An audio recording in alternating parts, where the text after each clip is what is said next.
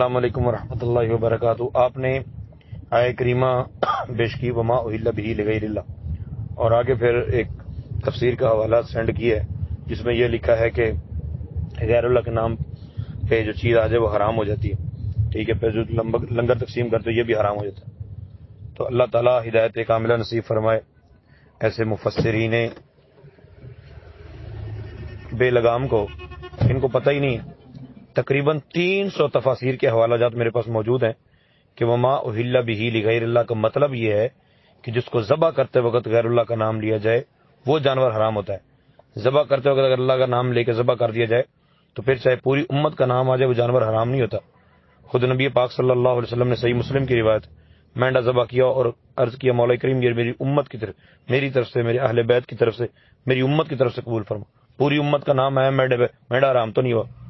پھر ذبح کرتے وقت غیر اللہ کا نام آ جائے تو وہ چیز حرام ہوتی ہے۔